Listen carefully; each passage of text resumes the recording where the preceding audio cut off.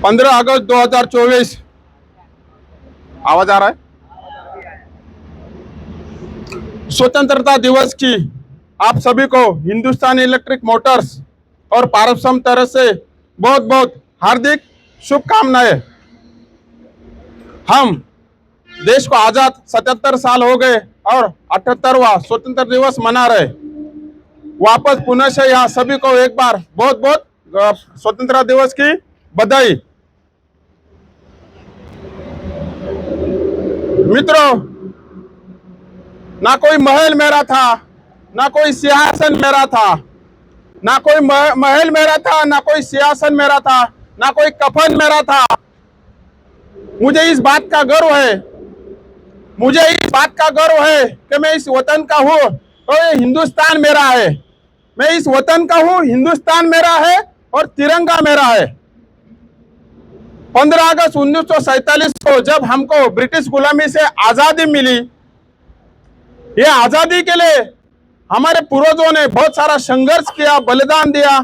ये दिन याद है उनको नमन करने का, ये दिन है उनको याद करने का, ये दिन है उनको बलिदान को बार बार उनको जो बलिदान है उसको अगले पीढ़ी को बताने का।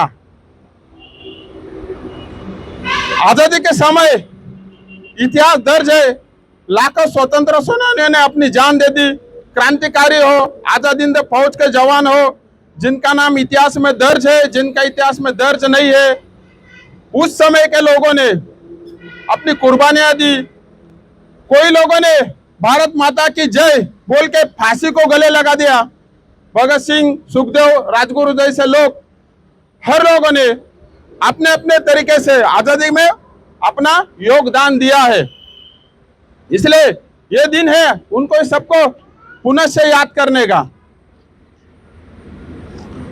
और ये सबसे महत्वपूर्ण बात तो ये है कि आजादी मिलने के बाद भी हम स्वतंत्र भारत में तो जी रहे, तो क्या 1947 के बाद भारत के ऊपर खतरे नहीं आए? तो ऐसा नहीं है। बार बार हमारी आजादी खतरे में, दुश्मनों की तरफ से खतरे में डाली गई। जैसा हम लोग आजाद हुए तुरंत 1947-48 के बीच जो जम्मू कश्मीर है, वहां महाराजा हरि सिंह की रियासत थी। पाकिस्तान के कबायलियों ने और पाकिस्तान के सैनिकों ने आक्रमण कर दिया। महाराजा हरि सिंह ने भारत में विलय कर दिया। भारत की सेना ने आजादी के बाद सबसे पहला युद्ध वहां 1947-1948 के बीच कश्मीर में लड़ा गया। पीओके और भारत का जो कश्मीर है वो जो युद्ध लड़ा गया उस समय वहां पे लड़ा गया।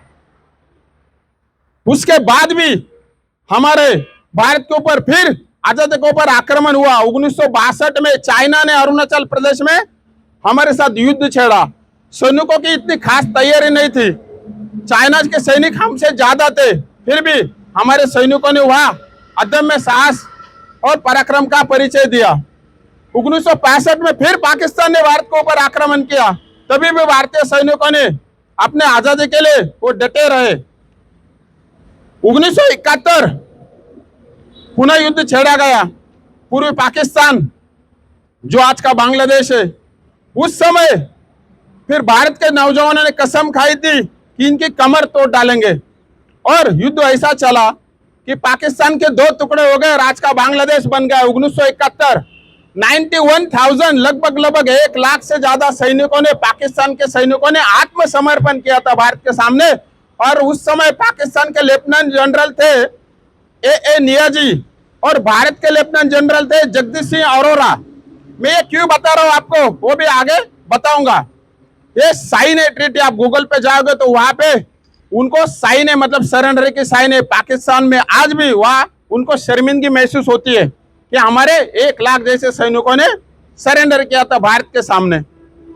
ये सब होने के बाद भी 1999 में 1999 में कारगिल वार छेड़ा गया। वहां पर भी हमारे सैकड़ों सैनिकों ने शहादत दी, क्योंकि कारगिल के चोटी के ऊपर दुश्मन बैठा था और हम नीचे से लड़ रहे थे। तो वहां पर भी कैप्टन विक्रम बत्रा जैसे शूरवीरों का आज भी नाम आता है। मेजर योगेंद्र यादव जो अभी जीवित है, उनको परमवीर चक्र मिला था। 9 या 10 कुछ गोलियां लगी थी, फिर वो लड़े थे दुश्मनों से। ऐसे अनगिनत जवानों की शहादत हमारे आजादी के लिए बार बार जब खतरा आए, लोग आगे चले गए।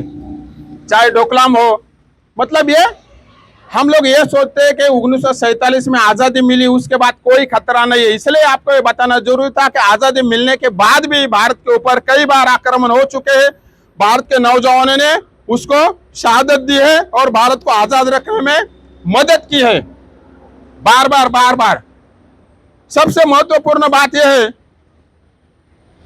कि आजादी में हमारा कंट्रीब्यूशन क्या होना चाहिए। हम लोग चाहे जिस सेक्टर में काम करना हो, चाहे इकोनॉमी के सेक्टर में हो, चाहे हम लोग जहाँ भी काम कर रहे हैं, जो नौकरी कर रहे हैं, शिक्षा के क्षेत्र में, किसी क्षेत्र में, हम अपना काम ईमानदारी से करने का संकल्प ले और साथ में जैसा भारत 5वीं सबसे बड़ी अर्थव्यवस्था बन गया 77 सालों में, तो आगे आने वाले समय में भारत तीसरी बड़ी इकोनॉमी बने अमेरिका और चाइना के बाद।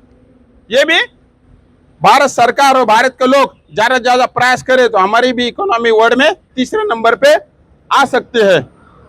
सबसे महत्वपूर्ण बात ये बताना, संदर्भ देना क्यों जरूर होता है कि आज के नौजवानों में आईपीएल T20 क्रिकेट में ऑस्ट्रेलिया का कौन था और न्यूजीलैंड का कौन था क्रिकेटर, इंग्लैंड का कौन है, साउथ अफ्रीका कौन है, ये मालूम है। लेकिन आईपीएल में किसने कितने रन बनाए ये मालूम है। लेकिन हमारे नौजवान कौन परम चक्र विजेता है, कौन सा खास संदर्भ में, आजकल भी ये चीजें मिसिंग है। और ये मिसिंग है, जैसा हमको वो नॉलेज रखना जरूरी है, वैसा हमारे आजादी के बारे में और शूरवीर जवानों के बारे में कम से कम 10-20% नॉलेज भी रखना जरूरी है। क्योंकि हमारे असली हीरो विदेशों के क्रिकेटर नहीं है, हमारे असली हीरो हमारे जवान है, हमारे असली हीरो हमारे क्रांतिकारी है, हमारे असली हीरो हमारे सैनिक है, जो अभी भी सीमा के ऊपर, चाहे सियाचिन में -50 डिग्री टेम्परेचर हो, चाहे बांग्लादेश की बॉर्डर हो, वहाँ बारिश के समय में इतना पानी रहता है, चाहे रेगिस्तान में 55 डिग्री का टेम्परेचर हो, पाकिस्तान और राजस्थान बॉर्डर, या चाहे कश्मीर में घुसपैठ हो, हमारे जवान शहादत देते, तो आज ये दिन उनको नमन करने का है। तो पुनः मैं बोलना चाहता हूँ, न कोई महल मेरा है, न कोई सिंहासन मेरा है, न कोई कफन मेरा है, खाली मुझे इस बात का गर्व है कि मैं इस वतन का हूँ और ये हिंदुस्तान मेरा है। भारत माता की, भारत माता की, वंदे वंदे। धन्यवाद। सुकुटी तरफ से मैं कुलवंत जी को आग्रह करता हूँ वो कुछ 2 शब्द कहे और उनके बाद जिसको भी कुछ बोलना है वो अपनी बातें यहाँ रख सकता है।